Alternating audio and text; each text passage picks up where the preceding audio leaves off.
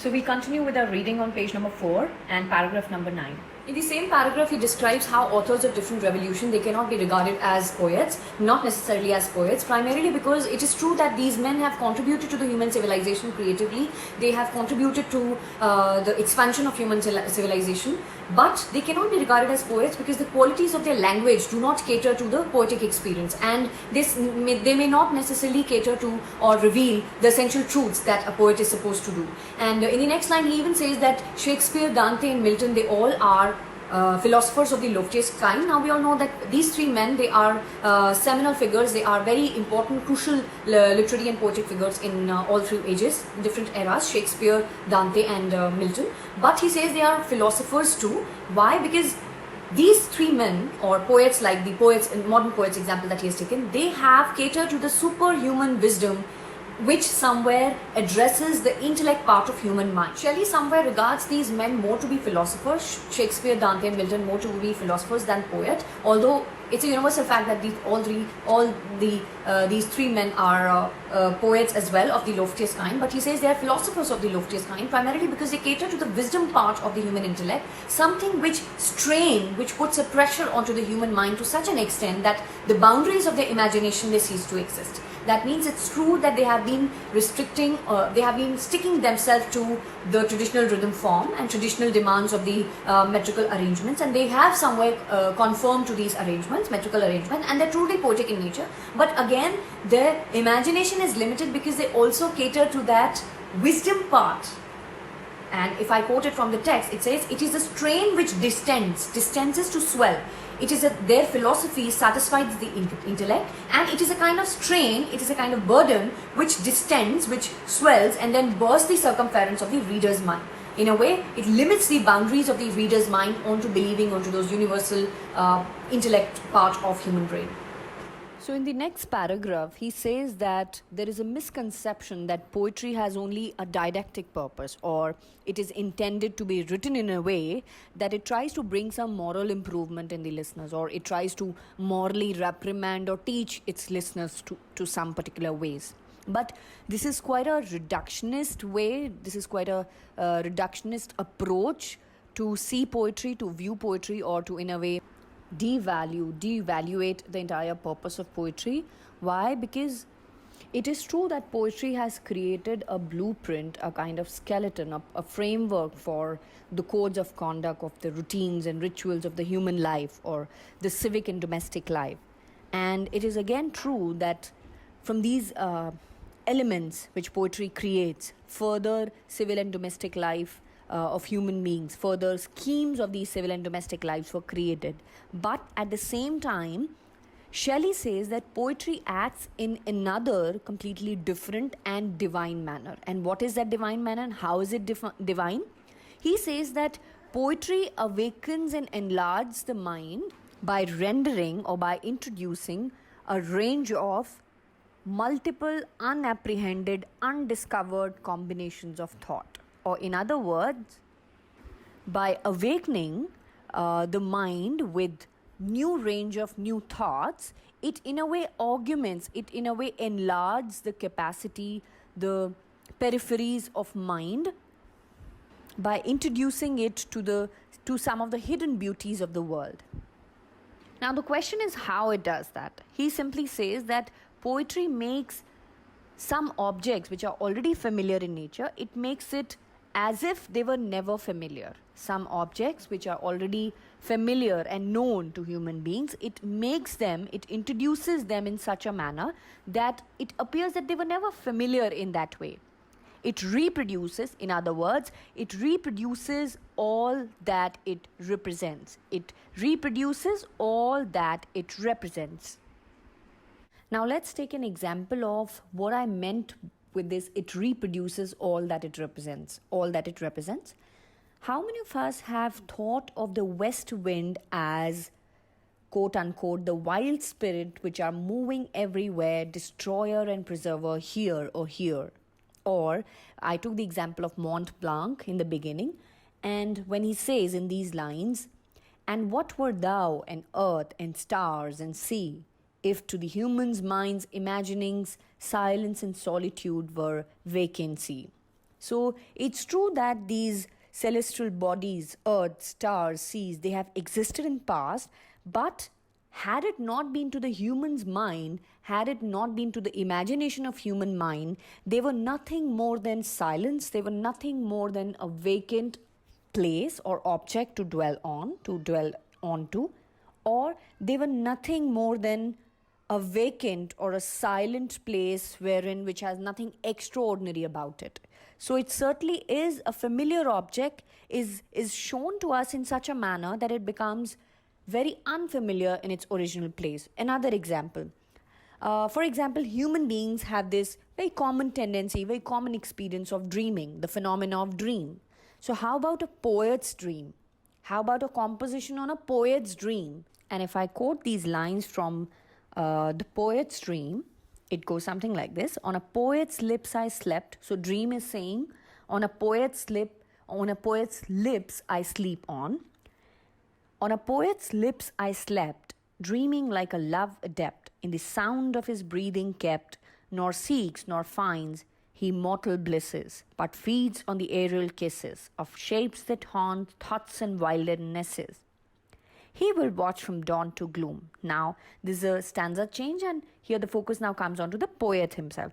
He will watch from dawn to gloom, the lake reflected sun illume, the yellow bees in the ivy bloom, nor heed nor see what things they be, but from these create he can forms more real than living man, nurslings of immortality. Now, these are literally the nurslings of immortality. What a poet sees when he watches from dawn to gloom these lakes and yellow bees and what not of the natural objects. What comes out of it is nothing but the nurslings of humanity. Now, how many of us have thought dreams something like this, or dreams now comes out and they speak its own thought? How many of us have ever thought or approached human dream in this manner? And how beautiful it is. I mean, you can drown yourself for the entire day in the ocean of Shelley's poetry, and you'll find these pearls of imagination, these pearls of words which are unheard before. So this is what he's saying, that, and if I quote now from the text, poetry lifts the veil from the hidden beauty of the world and makes familiar objects be as if they were not familiar. It reproduces all that it represents, and the impersonations clothes in its Elysian light stand thenceforward in the mind of those who have once contemplated them. And to me, to be honest, I found it more poetic, this prose piece to be more poetic. Again, this is in confirmation to when Wordsworth and Shelley himself has said it at places that it is an error to equate that poetry and prose are different, because some of the best poetic pieces, they almost resemble like prose, and some of the best prose pieces, they almost resemble like poetry, resemble like in its content, in its meaning, in its depth. They certainly resembles to that of poetry.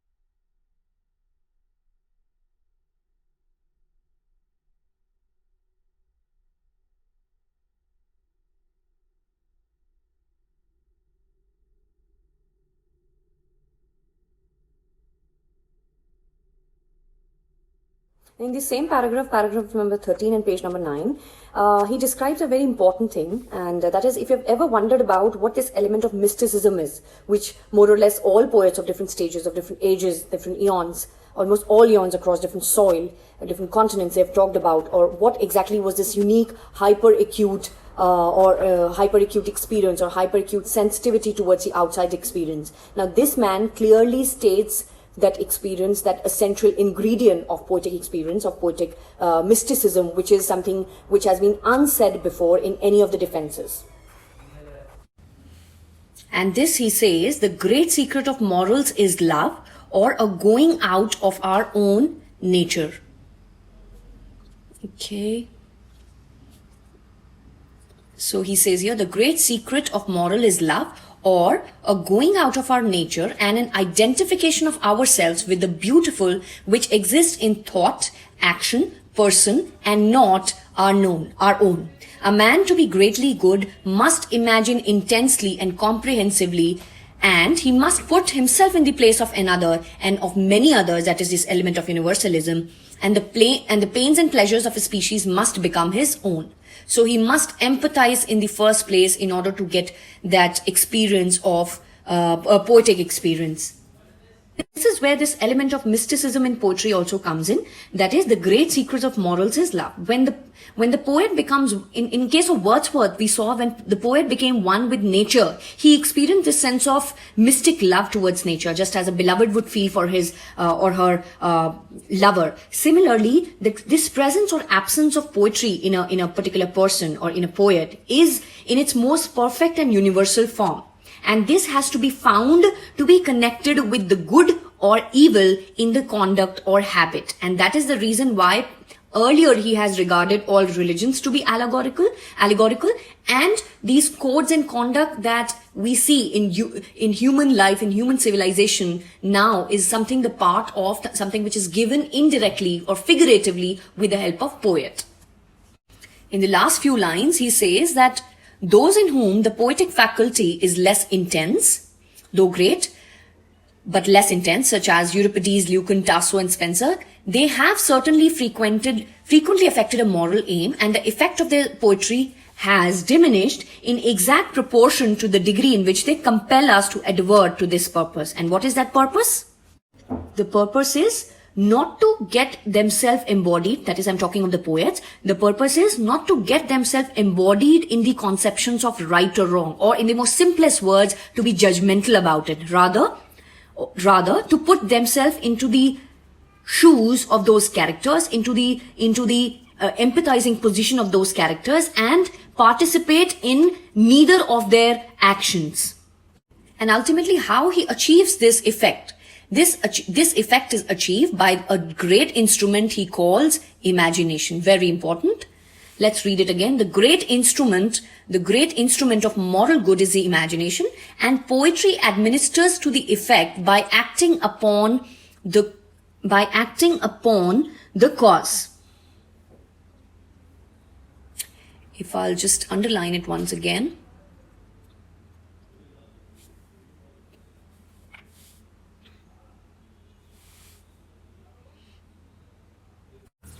Poetry enlarges the circumference of the imagination by replenishing it with thoughts of ever new delight, which have the power of attracting and assimilating to their own nature all other thoughts, and which form new intervals and interstices whose void forever craves fresh fruit.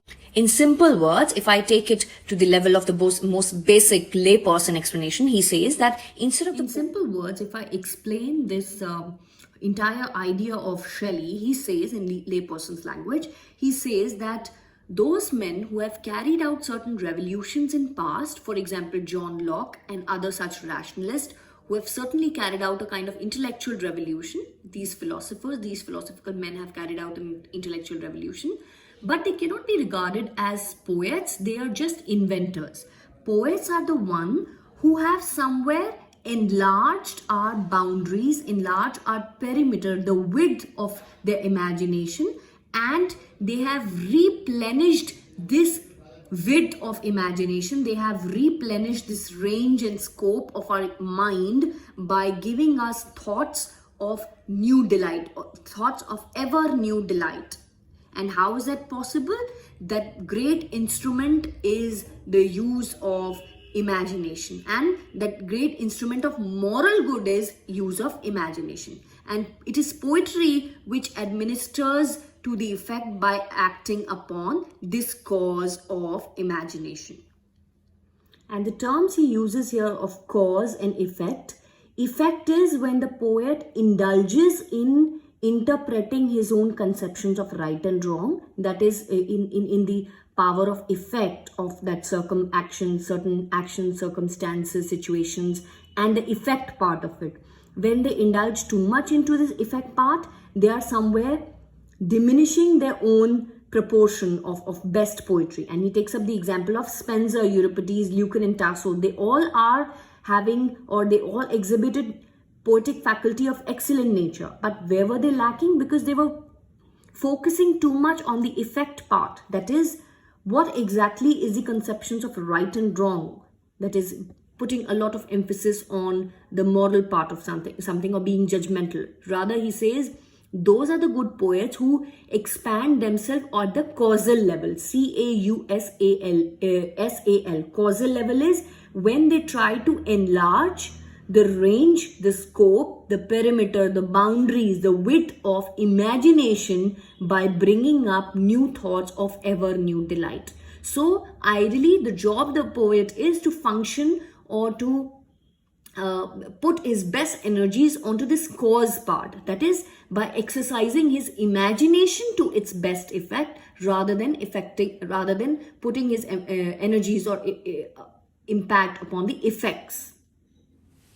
In these paragraphs, that is on page number 7, if you have marked your text, and the paragraph is paragraph number 14, 15, 16, and so on, he is in a way commenting upon the Greco-Roman societies or the Athenian societies, and he says that it is much to their credits that poetry has rendered this era of Greco-Roman times, of this Greek and Roman times, as to be insurmountable, as to be most memorable. And if I take up these particular lines where he mentions this, but it is poetry alone in form, in action, or in language which has rendered this epoch memorable above all others. So in comparison of this Greco-Roman times, and if you remember, we have also historically read out the periodization of British history as well as the European history when we were describing about this highest golden age of Greco-Roman period, which was followed by some sort of dark ages wherein nothing major happened, no major writings of poetic writings emerged, and that is why they were regarded as the dark ages. So he says here, but it is poetry alone in form, in action, or in language which has rendered this age memorable one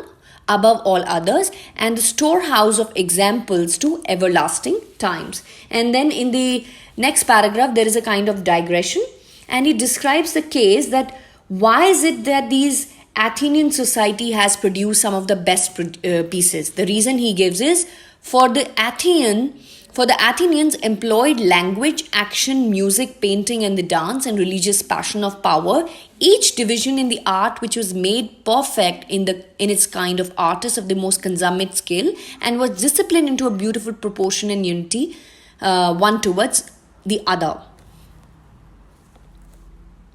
And then in the next paragraph, that is on the next page number 9,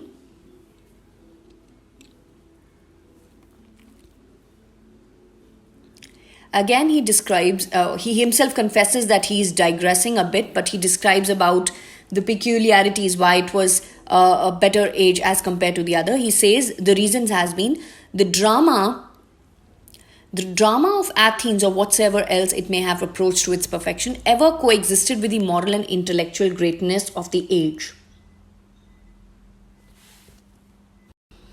And then the tragedies of the Athenian poets are the mirrors in which the spectator behold himself. That is, they were able to, that imitation, that Aristotle described imitative representation that was somewhere very nearer, very closer, the approximation was quite nearer, under a thin disguise of circumstance, stripped of all but the ideal perfection and energy which everyone could feel at the same time.